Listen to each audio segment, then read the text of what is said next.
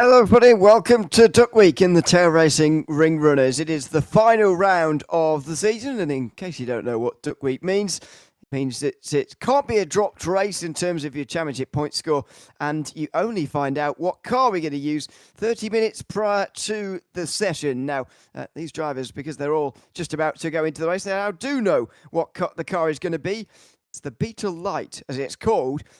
I guess it's more familiar to people as the Rallycross car that the Beetle was used for when Rallycross was introduced to the iRacing service all those years ago. It's myself, Ian and James Parfitt alongside me for this final round of the season, and we've got a very, very tight championship to look forward to here at the end of this season as well. Not particularly in the AMs, although it is still open here. 25 points between Scott Sadler and Pat Mace, who really needs at least a top 5 overall here today. Stephen Johnson is out of it mathematically, and he's pretty secure in third place ahead of Chase Petterjohn, who will have to see off Tim Warshow by the end of the day. Houston Elliott, John Amico, and the rest of them are down the bottom of your screen. In the pro standings, this is where it gets very interesting. Corey Stas is leading the way ahead of Evan Krautwald, who is second. There's 1 point behind. Another further point behind is Rick Putnam, and then 1 point behind him is Pat Labrosse. 4 drivers separated by just 3 points, with Jason Hightower and Dave Mull also in with a mathematical but not realistic chance, with just over 200 points to their name as well. Let's have a look at the starting grid for this one as well, because it is going to be very important between those four to see who's got up front. And it is Pat Labrosse. No points for qualifying on pole, but he does get the track position. It's Jason Hightower alongside, with Rick Putnam third and Corey Stas fourth. Stephen Johnson has taken the pole in the AMs at Dean Dilts. Then you get to those who haven't qualified. Dan Kosick, Tim Warshow, Dave Hernandez and Evan Krautwald to round out the top 10. Dave Muller, Pat Mace are on row 6. Mace needs to be a bit further up ahead than that. Solomon and Heron are next ahead of Scott Sadler. Then it's Houston Elliott and Dylan Hessling, and towards the back end of the field. So of the Pro Championship contenders, Pat Labrosse is up there. He's on pole. Rick Putnam's up there because he's third. He's alongside Corey Stas. Evan Krautwald's got a lot of work to do, though. Second place in the championship, starting down from 10th place. But what an exciting prospect it is to have those 4 drivers fighting it out for the championship here on this very last race. Yeah, it has literally come down to this one. It's all going to be how these guys are going to handle this. I think this is going to be really exciting. Of course, the one that's out of position is Evan Krautwald at the moment, being that he's down in 10th, so he's going to have his work cut out for him in these little Beetle lights to see how they get on. And of course, one of the things is as well, we can clarify the track layout is just the Nords circuit, so it's just Nords that these guys are dealing with here this evening. It is indeed, as always in Duck Week. I think I didn't see the selection of cars actually beforehand, but there was a selection of 6 given, and not many of them were very quick. There is that old Indy car, the DW12, is it called? That's a free car. I know that because I've even used it. So yeah, it's not, but it's not that. And that would be very short lap indeed around here. We've already had some pretty fast cars this season, to be honest. We've already had the hypercars, for example, earlier on in the season. That would probably be quite similar to that, really. But we haven't got that. We've got instead these Beetles, which don't seem particularly well suited to racing round here like this. But it's going to be very, very important indeed as the championship draws to a close. Into the final few corners then. And Pat Labrosse probably isn't going to be waiting around very long. So after getting through the final corner, he's now in control of the field, ready for this sharp right-hand turn back onto the north side again. And indeed, he will go immediately out of the first corner.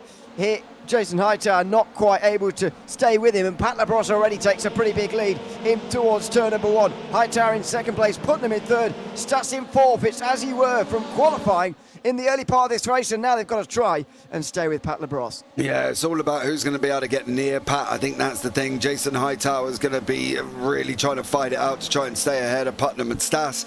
Of course, Putnam and Stas don't really want him in front, but he is there anyway. Evan Krautwald is another one who's got to get on his bike a little bit. He's going to have to try and make some progress, of course. He's down, well, he's up 2 in 8th at the moment.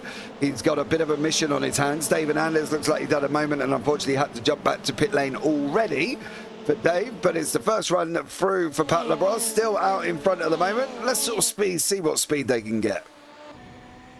Absolutely, it's going to be interesting. Dave Hernandez unfortunately went for a spin and a crash out through the fast right-hander, by the way, down the hill there towards the Hatzenbach. So he's out of the running here, and it looks like Stephen Johnson from the lead has at least got. Yeah, he has got off. He's dropped right the way down to the back end of the field, and that's up at Flugplatz. He's hit the wall pretty hard, and we'll see if any others were involved in it. Meanwhile, side by side, Labrosse and Hightower, who's on the very outside there, Hightower, but he couldn't get through. Labrosse stays ahead of Hightower, then Putnam, then Stas. Dean Dilts is at the back end of this train as well, and the top 5 are running away from the rest of the field.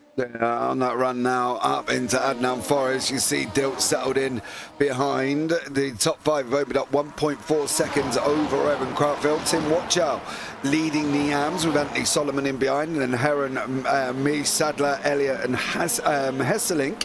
So that's going to be an interesting one, because Scott Sadler, I think, went off track to avoid Stephen Johnson. So unfortunately he's had to drop down the order a little bit, but lots of action still, I'm sure, to come over the next 4 laps. And of course Labrosse there doing what he has to do. He has to go out and win.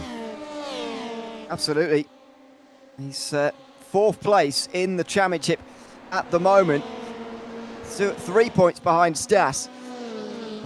He's 3 positions ahead of Stas at the moment, so that is good news. It would also help for him as well, by the way, if you could lead every lap, because you get 1 point for leading 1 or more laps, and 3 points for the fastest race lap, by the way, as well, which we'll keep an eye on. But you get a point for leading laps.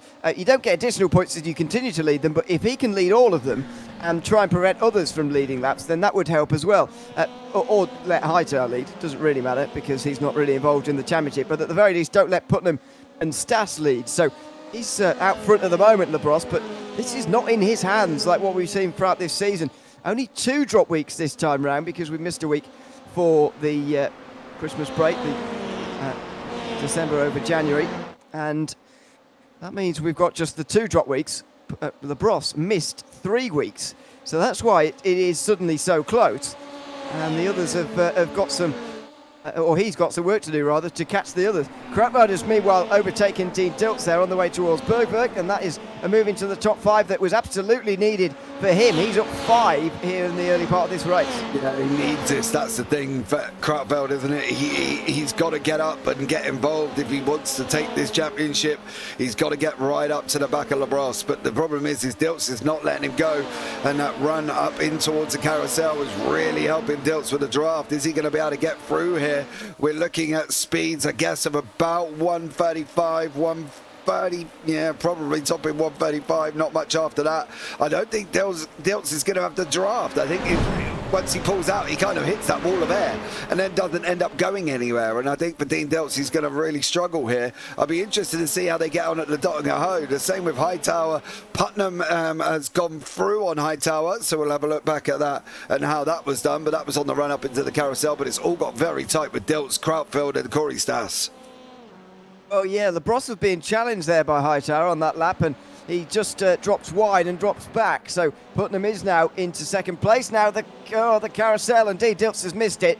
He is going to lose a lot of time there running around the top end of the track, and so he loses the group. He needs to have a good final sector to get back in the slipstream in time.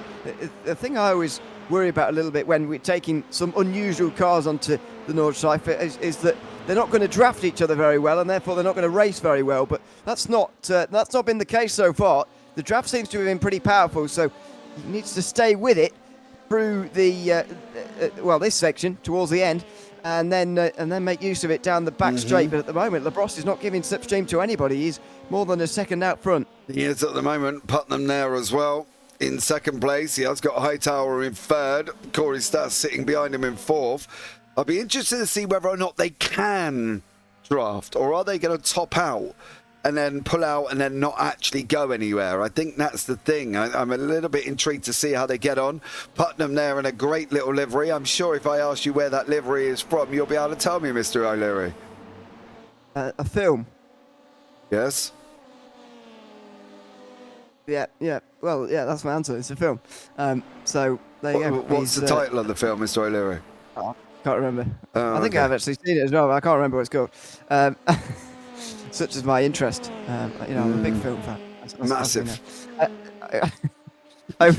over the hill they go, and down the other side for the Stefan Bellavez. And the gap's come down to a second, by the way. It got down to 1.3 to Labrosse earlier on in the final section, but Putnam's really put in the work here to close in. He just needs to get a bit closer in these final few corners. There's a decent line through that left-hander there at Schraven and now in towards the Klein Carousel.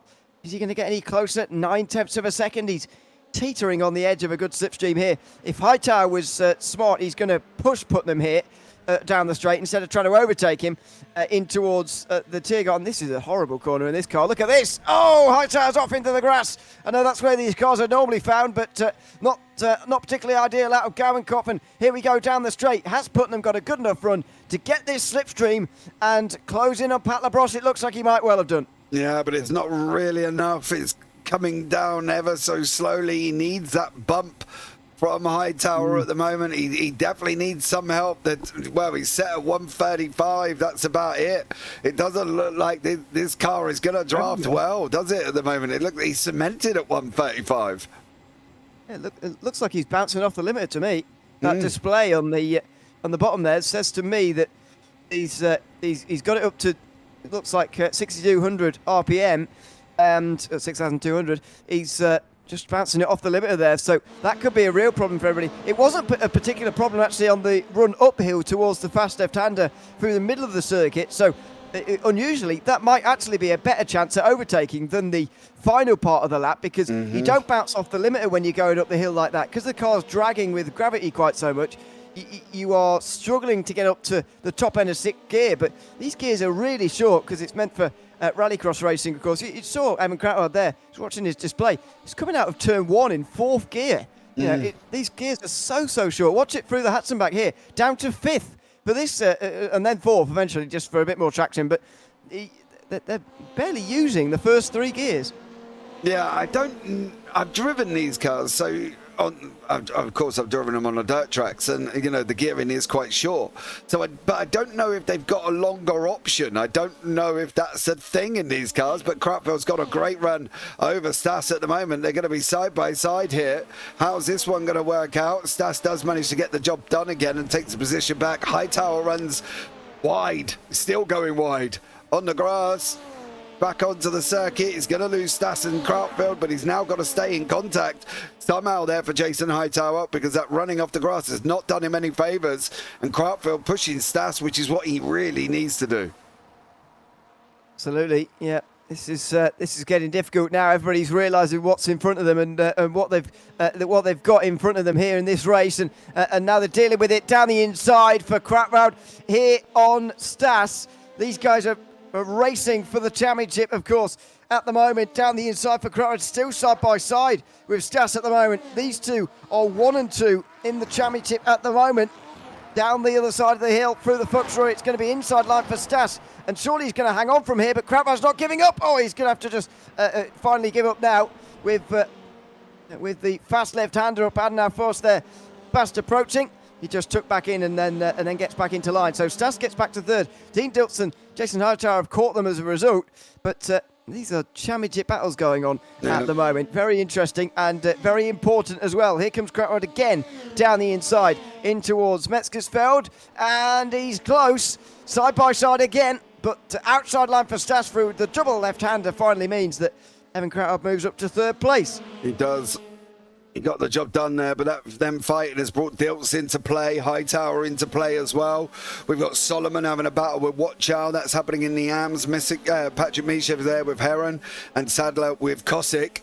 So we will jump down to them, but this is a main championship battle here. This is the main part of it for Krautfeld, for Stas, for Diltz and Hightower. It's imperative morely for Krautfeld and Stas, but Putnam and Labrosse, I don't really know what Putnam's going to be able to do. Clearly, they can't make the Dottinger work for draft. He's got to do it on the track, and the problem is Labrosse don't make any mistakes. Yeah, and he's not close enough to be getting any draft, even if there was any at the moment anyway. So it's more than 2 seconds right now. Labrosse has got a lap for leading. a lap for leading a point for leading a lap rather. And if it carries on like this, he'll get them all. I.e., he'll not give it up to anybody else. So. Then you're looking around at fastest lap, and obviously he's got the fastest lap at the moment, but that's because it's lap 1. We'll have a better idea at the end of this lap as to quite who is actually going to take those points for fastest lap. Meanwhile, Tim Watchow versus Anthony Solomon is on here for the lead. Solomon is down in 9th place in the AM driver standings at the moment. Watchow in 5th. He was an outside championship contender at one stage, Watchow, but not any longer. And look at the slipstream having more of an effect up the hill here. Yeah, there has been something going on here. And there you go. This is what I mean. It's way more effective up this part of the circuit. Oh, careful. Side by side, and that's a big slide from Cratwell. He saves it well, but Dilts gets to 3rd ahead of Cratwell. Then Stas, and Hightower hangs around at the back. Yeah, we'll have a look at that. Dilts got Crouchfield, he got Stas, and he got Hightower. So fair play to for Dean Dilts on that one. Heron's just lost a place further back to Patrick Misch, but they were going at it. Let's make sure that these guys can get through the carousel. Dean Dilts, of course, did it in the first lap. He's got to make sure he does this time, though, mind you. He does make it through. Crouchfield, Corey Stas, and Hightower all make it through. Patrick Misch is off and facing, well, he's jumped back to pit lane at the moment. I'd like to give Anthony Solomon a shout out. It's the only car he hasn't stuck that Liverpool livery on. Nice. Just saying. Okay, don't know who it is now. No. It's a good job they've written their names on the windscreen. Otherwise, I think that's actually a natural progression from the car decals. Not everyone's got one though, so I'm not sure. Meanwhile, Watchow goes off, and he could be in the wall down there. He is going to be in the. Oh, he's well saved. At least he isn't in the wall. He has lost the lead, but he hasn't damaged himself, and he hasn't got himself in the wall. That was pretty well saved actually from Tim Watchow, but he has given up the lead to Solomon, who all he needed to do there was put the pressure on. He was quite close through Horax, and he clearly put him off, and it forced Watchow into a mistake. Look at what's happening here. Dean Dilts is catching Putnam. He's pulled that gap in for Dean Dilts. Maybe he is the fastest one. Fair play to Dilts. He's doing rather well. Is that a good second half of the season as Dean, to be fair? Is it that, or is it Putnam going backwards? Because the gap to the lead is also increasing. So I'm not sure which way round this is at the moment. But, I was just giving Dilts credit. So let's just give him credit for the fact that he's pulled him in. All right? Sorry, yeah, So stop it. Just be so negative about the fact that Putnam's slower. Well, I do agree with you. True. We'll find out at the end of that. Dilts is pulling out the way. Meanwhile, what's he doing here? In towards Schwaben's. I'm not sure. He's on the inside of the corner, and that's going to be in the wall for Hightower there. He's in the wall as he just clipped Dilts for some reason, and Jason Hightower is damaged now. You can see the damage on the suspension there. He's steering the wrong way. Has Dilts got suspension damage as well? It looks... No, he hasn't. I don't know why he suddenly lost all his speed, but he's gone from 3rd place right to the very back, and that's very puzzling. Hightower hit him at a very awkward place because Dilts was slowing down in quite an awkward place. And have a look at this. Big suspension damage on the front end for Jason Hightower. Yeah, I wonder if he got a slowdown. And that's caused a problem for Dilts. But again, you are right. I don't know either where he would have got it from. But Anthony Solomon's caught Dave Mole again. Go on, Anthony, have it. Well, that's... yeah. So Solomon versus... I thought Watchow and caught Solomon as well, but that's not quite the case. These two have reached top speed, and they reached top speed exactly as they got side by side. So they're just stuck here now. 134 miles an hour, that's your lot. And no more. Down the other side of the hill, they might get an extra mile now from gravity, but the engine's screaming, and so they can't go any faster, unfortunately, on the way towards the Tiergarten. So you're going to have to do it at the muck curve in the middle of the lap. Very, very rare that we see it that way around. Dilts loses a place to Hightower in that. Hightower doesn't come in, but Dilts does. That's pretty puzzling, but fast repair required then for Dean Dilts. But he looked like he didn't have any damage. He must have some not suspension damage, but... it ain't a fast repair, he's fueling. Yeah, I don't know what he's doing, to be honest. Very weird. Very weird indeed. He's out the running for this race, though. That is for sure. Fastest lap last time round went to... it's still Pat Labrosse from before. Nobody got the fastest lap. Back off of him again, actually. But... Putnam was about 3 seconds slower than him. Krautwald 2.5. Stas about 3.5. Jason Hightower even more, but we saw his incident, so that makes sense. At the moment, Labrosse is in the driving seat for this one. 3 points, by the way, awarded for fastest lap. That's why it is so important, and it could come down to that as far as the championship goes as well, because Labrosse isn't far enough in terms of positions ahead of the others. His 3 championship rivals are in the 3 positions directly behind him. Yeah, but how is that going to stand on points? Because they're going to become equal, aren't they? Well, if just positionally, yes, they will. As a look down the inside, Krautwald, he's not going to make the move down the inside. Yeah, so positionally, yeah, they would be in exactly the same points, because Stas, Krautwald, Putnam, Labrosse is the championship point situation. You've got to reverse that for the race positions at the moment. So it's all down to the bonuses. But Labrosse has got one for. They'll all have one for for finishing at least 2 laps, because they've done that now. But that sort of offsets each other. They all get that. Labrosse is the only one who's led laps. That's a 1 point. And for the fastest race lap, there's 3 points as well. So if he can hold that, and it looks like he will at the moment, because nobody got within 3 seconds of his fastest lap last time round, it looks like he will take the points. Meanwhile, side by side, I'll get back to that in a second, because Putnam and Krautwald are battling again, and there's contact. Off for Putnam. He's going to get back on again. Is he just in time for the second part of Meskersfeld? He is just about, but he goes very wide. And now Stas is going to have a look. He's not quite going to go through. Krautwald makes an important overtake, and the 2 of them, I guess they would have had car contact from that. Putnam goes wide and down to 3rd. Yeah, he did. Krautwald got his elbows out, didn't he? Gave him a right little bump. Unfortunately for Putnam there, but this is good for Krautwald at the moment. But I think this points is going to be a little bit more. We might have to do some maths, Mr. O'Leary. We don't really like doing maths. You are doing maths? Well, I have to. It's the reason I bring up, by the way, that could have been car contact. It was certainly an off track for Putnam. Is that you get 3 bonus points for an incident-free race in iRacing, a race with no incidents. That's another 3 points. So the maximum in terms of bonuses you can actually get is 8 on a day. Not sure if anybody's done that yet this season. I don't think they have, but you certainly can get a big load of. Oh no, somebody has done it indeed. Rick Putnam did it in the BMW M2s not so long ago. The race win and the 8 bonus points as well. You get points taken away, by the way, for too many incidents. But if you're in too many incidents, you've got bigger problems to worry about probably than the fact you lose points. So I would say that we just need to keep a little bit of an eye on the others as to if anyone is not getting any incidents, because that could keep them alive in the championship. For example, if Stas keeps 0 incident points, he'd need to be in the top 3, but he would still be able to take the title from a position like this if he stays with no incidents. But it's going to be hard for us to see that.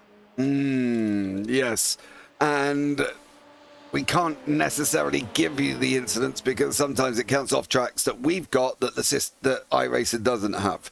And then we could end up with a meteoric amount of off tracks. Like right now, I've got Scott Sadler as 12, but that may not be the case within the actual sim itself. We just don't know really. I feel like this circuit is a bit better suited to the system actually, that counts the off tracks, because if you're going off here, you've got to go really off, and that will pick up on both. It's those other funny tracks like we were doing Circuit of the Americas earlier on the week, and that is a nightmare for the system. It doesn't like it at all, because the off tracks are it's so easy to go off the track but not get an off track. I'm sure that makes sense to people who do iRacing. So it's a bit more difficult around there than it is here. But even so, Stas is going to be very, very wary of that, because I think his options are closing as far as winning this championship goes. His options are starting to narrow now. I think he will be beginning to accept, I'm not going to catch Labrosse and win this race. That seems very difficult at the moment, but I might be able to jump over him with no off tracks and those 3 bonuses, just if he gets one as well. So it's going to be difficult for him for sure, but there is still a way in which he can win here. Yeah, but it's a very complicated way, isn't it? we got to try and add the bonus points on predictions that we might not know might not be correct. So, we'll see what happens, shall we? By the time we get to the end and see what the situation is. It is difficult, but there we go. Never mind. Part of the game. Over the Stefan Bellafest they go, and this is going to be a line really for these four. They're not going to overtake each other down the long straight, and then we'll be soon on the final lap of the race. Now, I think Krautwald is suddenly in a better position to win this championship actually, because he's up 8 places so far. There's no bonuses for gaining the most places on the day, by the way, although Krautwald would very much have liked that at this stage in the race. He is quick though. He's getting away from these two. He's clearly quicker than the 8 people he's passed, and there goes Putnam, spinning round, and Stas goes off into the grass and wide to avoid him. So there goes his potential for a bonus. There goes Putnam's championship chances as well through Galmenkopf for the penultimate time. Agreed. I think that's it. I think we're down to 2. I think it's going to be a Labrosse-Krautfeld situation. Who's going to be able to get this now? Putnam's losing another position, just lost one to Hightower. He's still sat there as Putnam at the moment. He's now up and running, but Hightower, he did. I think they're side by side. Oh no, he has got through. Putnam's behind Scott Sadler, so unfortunately for him, it is game over for Rick Putnam. He's now going to be here. Can Labrosse hold this? Can Krautfeld get him? It's all going to be very, very interesting for this next lap. Certainly is. And the fastest lap is going to be, I think, the deciding factor. Let's see if it's any quicker this time around for Labrosse. It is indeed a bit quicker. 7:27.2. That's the best lap of the race so far. 28.2 from Krautwald. So he's a second down on that lap there. It's a free lap for them both here, though. They've got clear road in front of them, and this could decide the championship. Labrosse is going to get 1 bonus point for leading the laps. And that's going to put him 1 point behind Krautwald. He's going to get 1 extra point for finishing first over second. That's another point. So they're tied effectively. Before you think about the fastest lap and the incidents, I don't think anybody's going to get out of this race with no incidents, just as a premise. So I think fastest lap is where our focus should be. Is Labrosse going to hold on to it? Can Krautwald or somebody else, by the way, do a 27 low or maybe even a high 26 to take the points away from Labrosse? Well, it's going to be very interesting indeed. Yeah, I don't know if anybody else has quite got the speed here, but I want to give a big shout out to Solomon and Watch Out. Solomon moved himself up into 5th place. Watch Out has just lost a place to Hightower. I think that could be the fact that he may have gone off, but at this moment in time, Anthony Solomon sitting in 5th, doing a great job, hassling Dave Mole and putting Mole under pressure here. So we'll keep an eye out and see what goes on with these two. But you see, watch out, Sadler, Putnam running side by side. Oh, Sadler! Thank God the car's made for dirt. That's all I can say. Well, yeah. And I have noticed that actually today. When you go wide, you can save it fairly well. So Sadler using that and staying on the road there in 9th place. Mull versus Solomon going on up ahead. Hightower versus Watcher. Oh dear, that's from Mull versus Solomon, I think. All that smoke. Well, they haven't gone off, but somebody's locked up disastrously, I think, down in towards Arenberg there. There's a whole load of smoke, and they've got away with it. But Mull carries on in 4th place at Solomon. Then it's Hightower and Watchow next in line. But good to see these few 2-car battles actually popping up, because the leaders have spread right out now. Yeah, they have.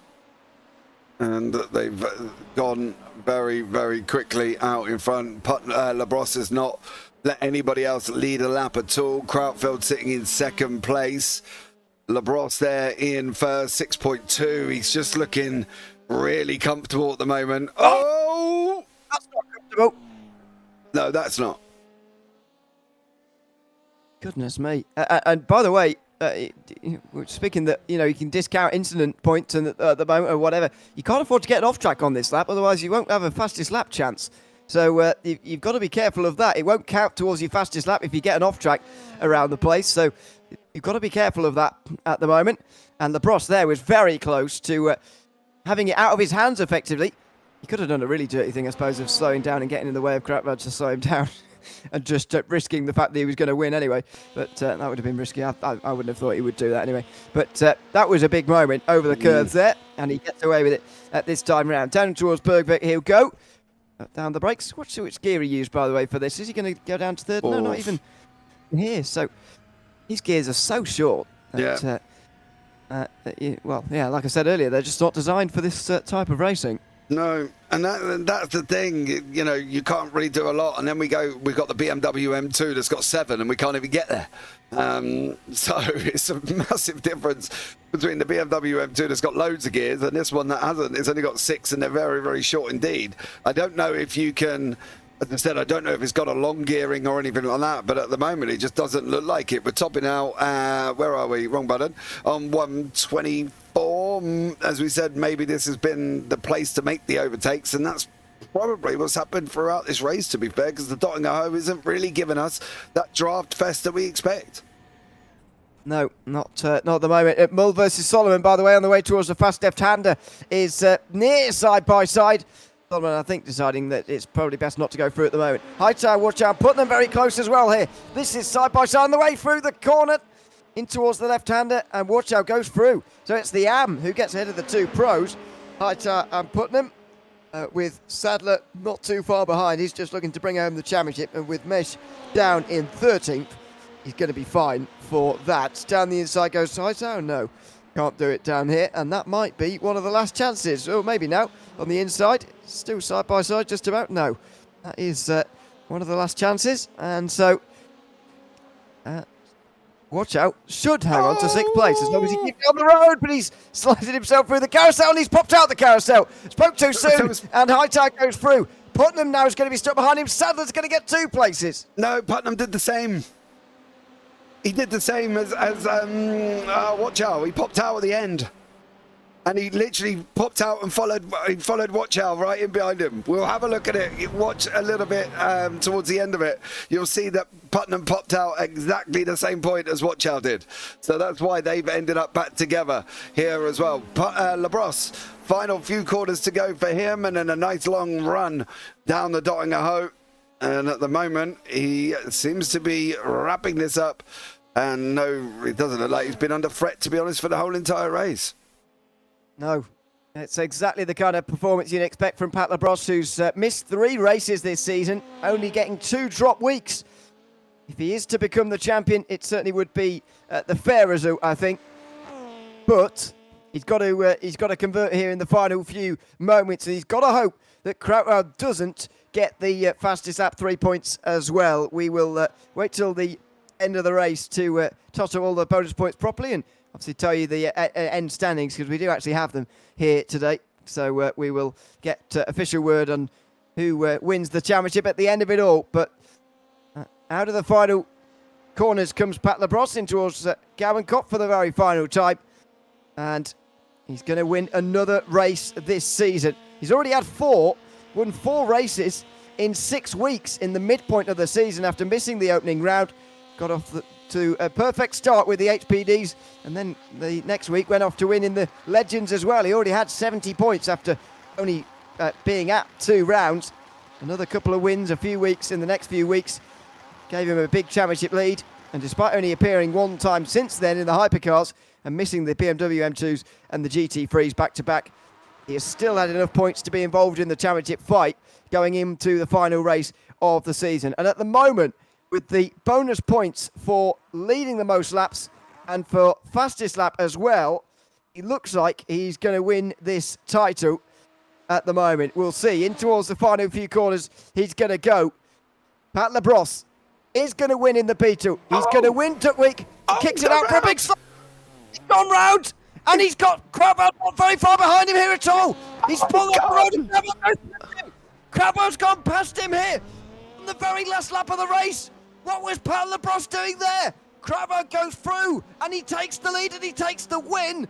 This all of a sudden gets very complicated. Labrosse finishes second at a Stas. What was he doing? Dave Mull, meanwhile, finished just in 4th place ahead of Anthony Solomon, who's going to win for the final time here in the AM class, by the way. 5th place overall for him. A great way to end the season. But what was Pat Labrosse doing there? I don't know. He pushed. I don't know. He just lost it. He hit the curb and he went round. That was it. That was the end of it. It reminds me, was it Hightower that lost it in season 1 on the final corner? sure it was. I can't remember. I think it was Hightower who lost it. It reminds me exactly of that in the same place. Pat Labrosse at Tiergarten lost the lead and Evan Crutchfield took the victory. Unbelievable. Unbelievable. That is... I don't know what he was doing. Was he sliding to celebrate or something? I've got no idea what he was doing there. But Pat Labrosse has lost this race win and as the a bonus result points. of celebrating around. So Crowell's going to get a bonus point for leading a lap. It's the last lap, and it was dear. Dean Dilts there has had a fiery end to his season. It still looks like Labrosse, is going to get the free bonus points for fastest lap. So that might be enough, but he was absolutely certain he was going to win the championship until literally now, where he's just gifted a couple of points to Evan Crutchfield there. Yeah.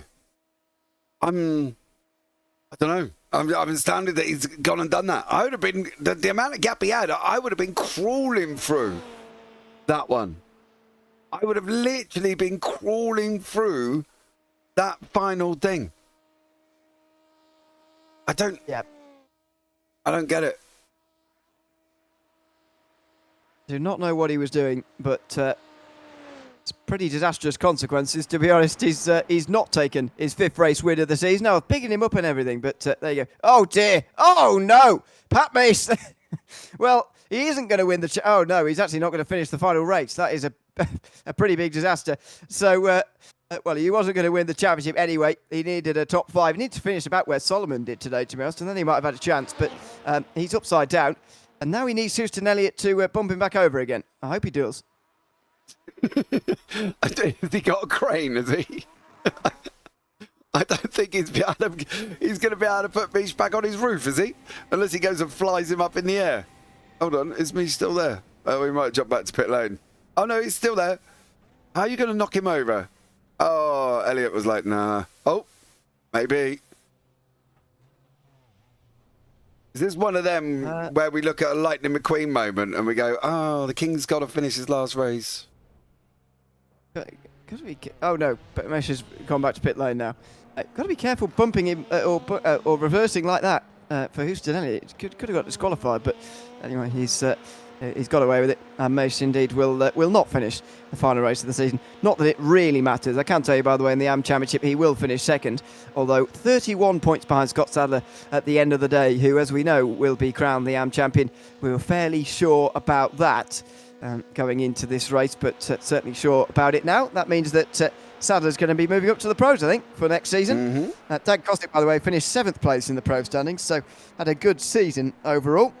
And I'm looking forward to seeing Kostick and Sadler racing in the same class again, to be honest. They had a good fight last season, and I'm sure they will have some more in the next season when they're both in the pro class, I would imagine. But we'll wait and see on that front.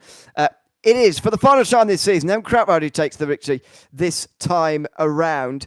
It's his 2nd win in a row in a real championship charge he's had towards the end here, ahead of Pat Labrosse, who threw it away at the final corner. As Corey Stas finishes on the podium with them, with Dave Mull 4th, just ahead of Anthony Solomon, who rounds out the top 5. Jason Hightat just outside the top 5, with Warchow 2nd in the AMS, ahead of Rick Putnam. Sadler finishes 3rd in the AMS to seal the championship, with Dan Kostick rounding out the top 10. Christopher Herron just finishes with inside a minute of the win. Dean Dutz just over a minute off the win. Houston Elliott and Dylan Hesselink were minutes down. Pat Mace had to retire on the last lap. Dave Hernandez and Stephen Johnson won't even get points for finishing because there were too many laps down. So, should we go through the replays first before the maths at the very end? This is the moment at the very end of the race. I think he was just trying to slide through the final corner, and he just got it wrong. Here he goes. Starts to slide, locks up, and then just comes round. He doesn't hit anything. He doesn't hit the curb. He comes round, and you see Crutchfield there, waiting, and this is the thing.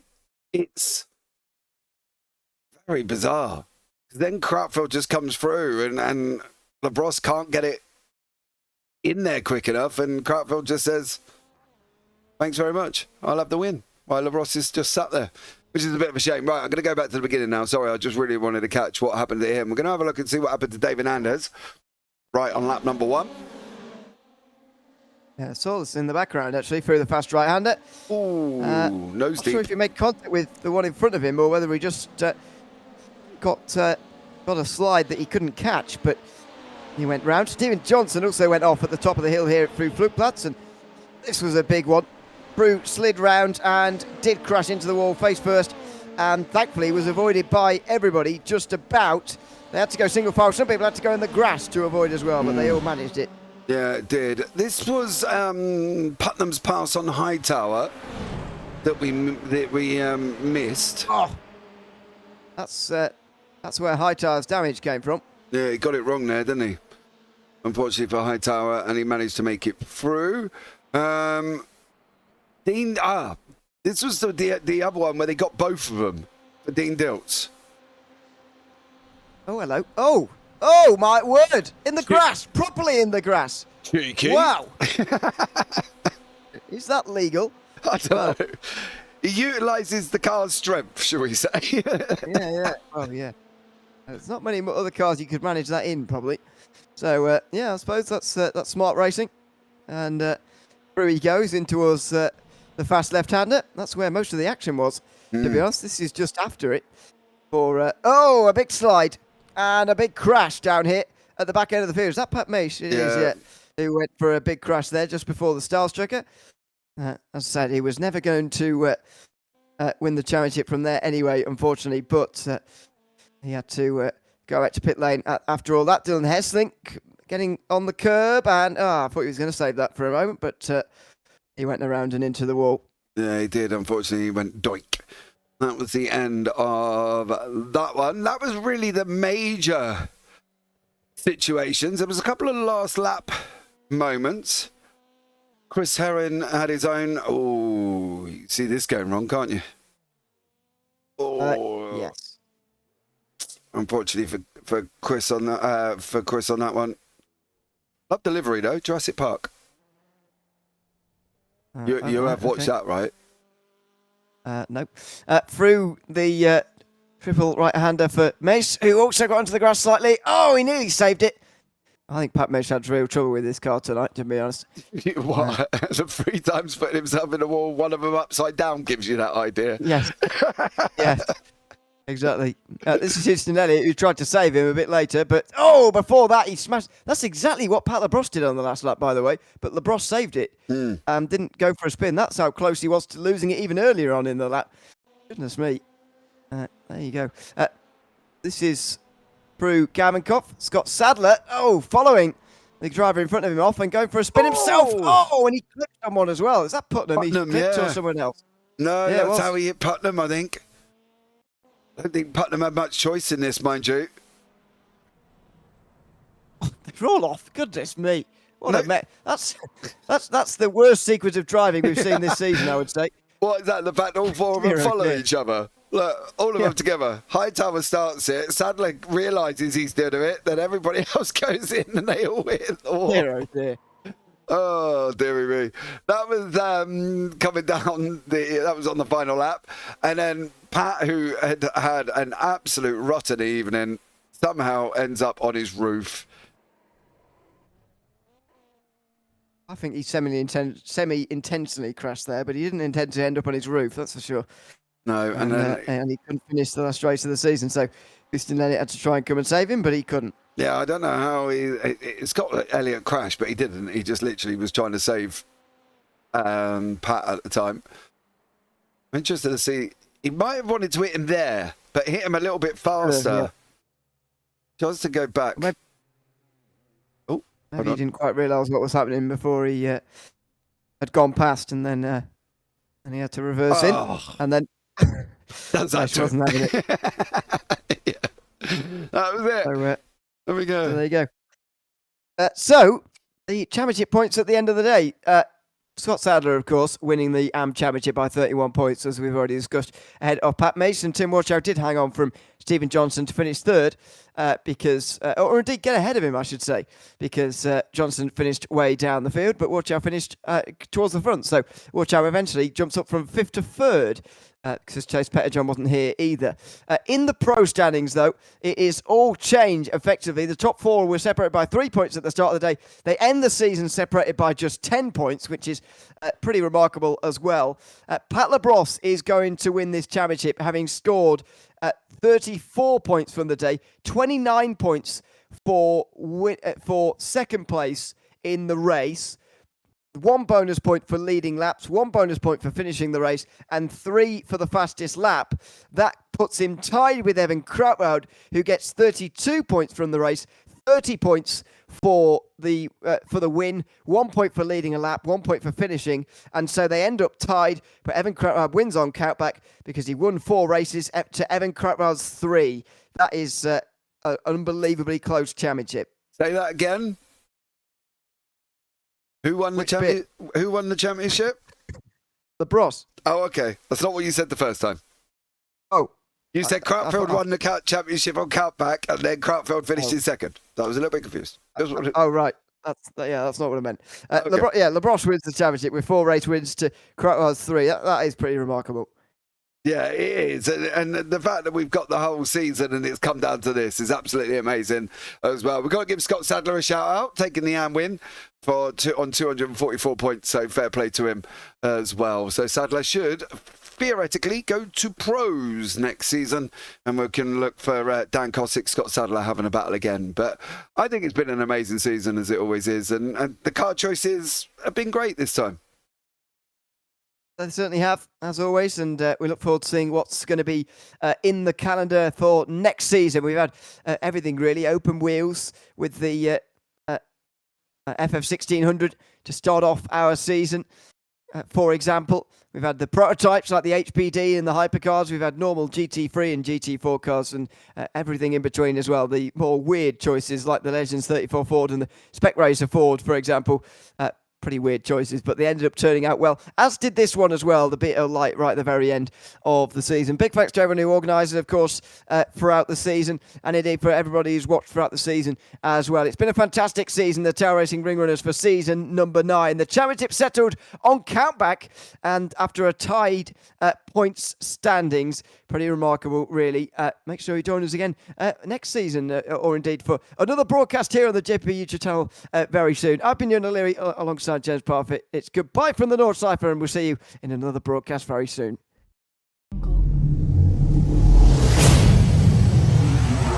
Jungle.